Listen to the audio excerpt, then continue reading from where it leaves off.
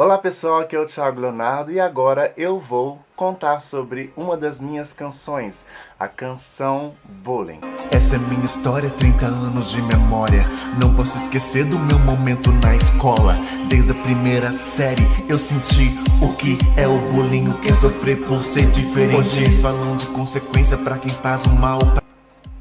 Bem, essa canção, ela é verídica, ou seja, ela aconteceu com alguém, esse alguém sou eu. Eu passei por bullying durante a minha fase na escola e no colégio, então eu sei exatamente o que é ser ou se sentir, na verdade, né, inadequado, diferente e não ser aceito. Então a escola pra mim era o pior lugar que existia na face da terra e eu só ia porque eu era obrigado pela minha mãe a estudar. Fora isso, se não fosse por essa obrigação, eu jamais iria.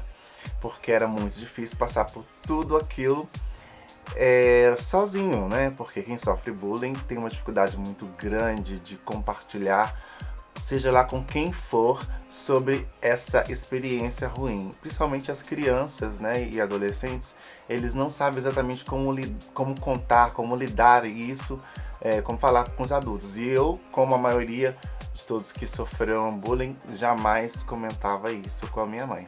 Chegava triste, mas ela não reparava, então eu também não contava. E assim passei um grande período da minha vida sofrendo, que foi o período do ensino fundamental e ensino médio, mas eu venci, estou aqui vivo.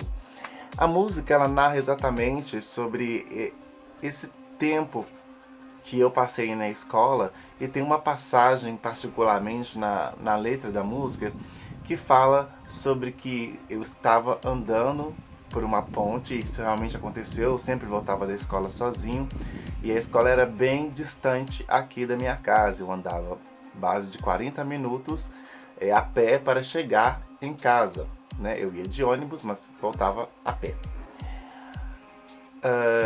E sempre quando eu estava voltando do colégio, vinham os pensamentos, né, de tudo aquilo que eu já tinha sofrido no colégio e sobre minha vida.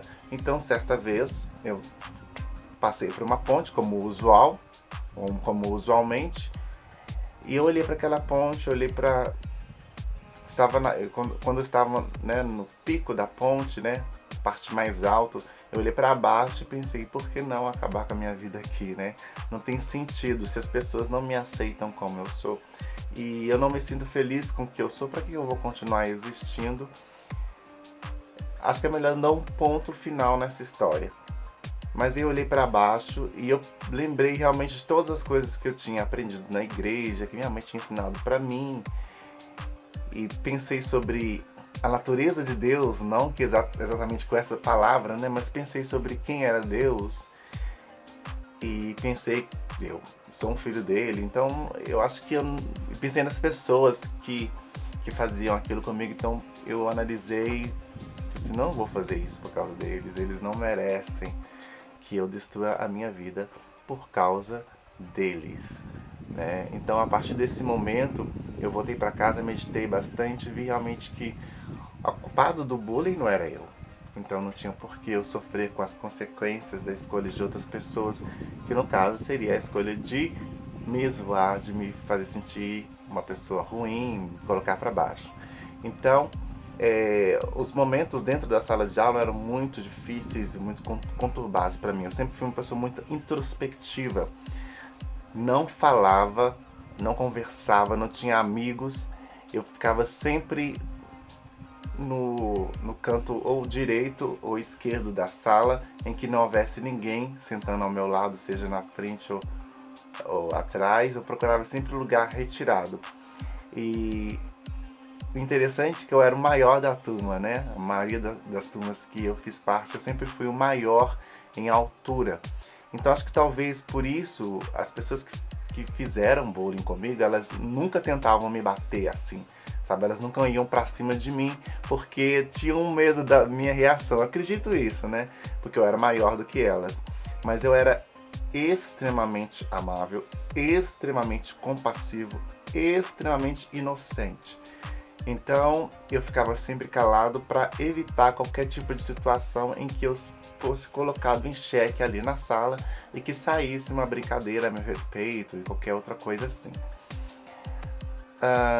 E era muito doloroso durante, por exemplo, uma aula de um professor, e aí vinham as brincadeiras a meu respeito. Então eu via que os professores não sabiam como lidar com aquela situação, né? Eles fingiam que não estava acontecendo nada, né? Que não era na aula deles.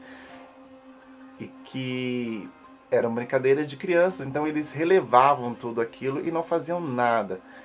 Então por isso que eu falo numa parte da letra em que os meus professores totalmente ignoravam, né? Me ignoravam a minha situação.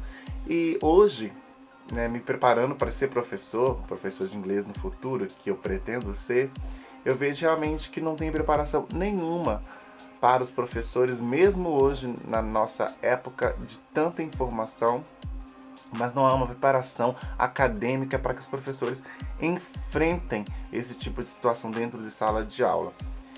Não digo que eles sejam responsáveis para poder, por exemplo, corrigir não, mas pegar um pau torto e deixar ele duro, né? Como diz a música, pau que nasce torto nunca se endireita. Mas de pegar uma criança e ter o papel de pai. O professor não tem essa obrigação, esse papel.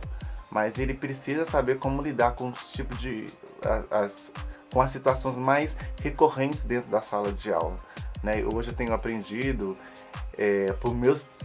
pelo meu próprio conhecimento com essa história, com a minha história, né? O quão é importante nós nos prepararmos para podermos tocar a juventude, tocar as pessoas que entram dentro da escola, porque eu sofri muito dentro da escola. Eu lembro que eu contava os anos para quando ia terminar a escola, porque eu tinha asco da escola, né?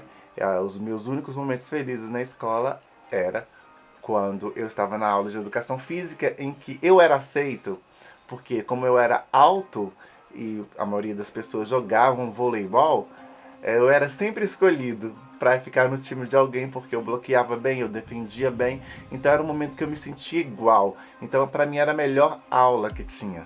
Então eu era sempre escolhido, as pessoas queriam sempre me ter no time. Mas tirando isso, o momento do recreio, o momento da sala de aula era um momento de sofrimento. E um momento de fazer trabalhos em conjunto, em grupo, eu sempre era aquele que não era escolhido, né? Ou tipo assim, era o que sobrava mesmo, porque eu era uma pessoa muito introspectiva, eu não me comunicava com os meus colegas justamente por medo de sair uma brincadeira por qualquer motivo. O fato da minha existência era um motivo de brincadeira, de gozação. Então foi um tempo muito difícil que às vezes eu não quero nem lembrar.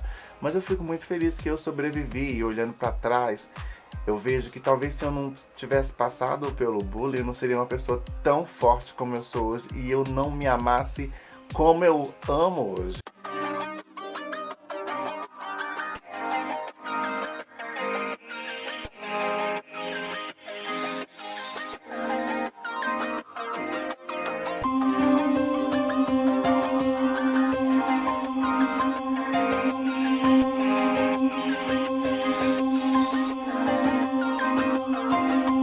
Essa é minha história, 30 anos de memória.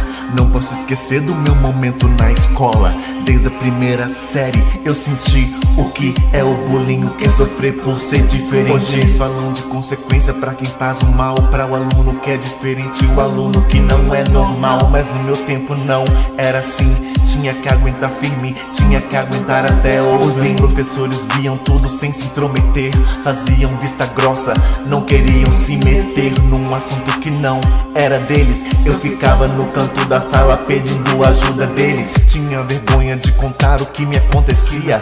Todo dia, toda hora na escola eu sofria. Contava os anos, os dias, os meses. Ensino fundamental e médio sofri por ser eu mesmo.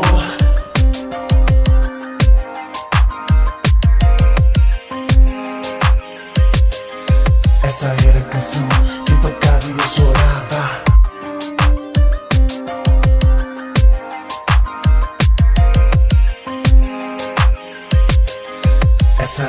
canção que tocava eu não imaginava.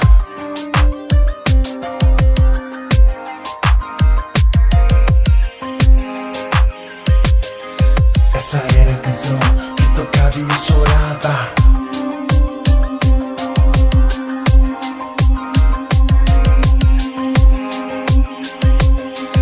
Essa era a canção que tocava eu não imaginava.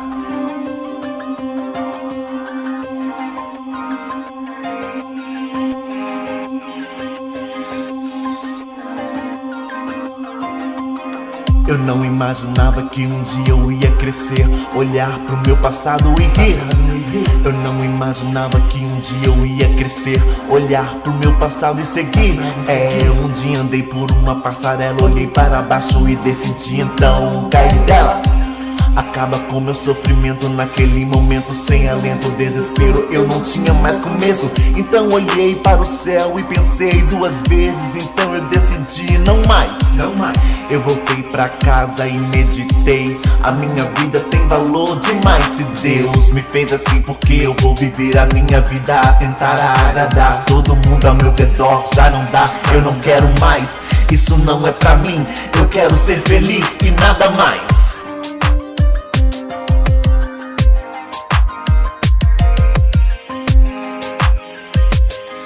Essa era a canção que tocava e eu chorava.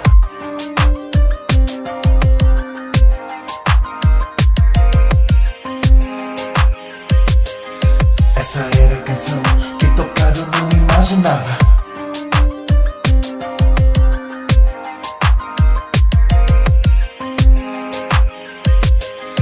Essa era a canção que tocava e eu chorava.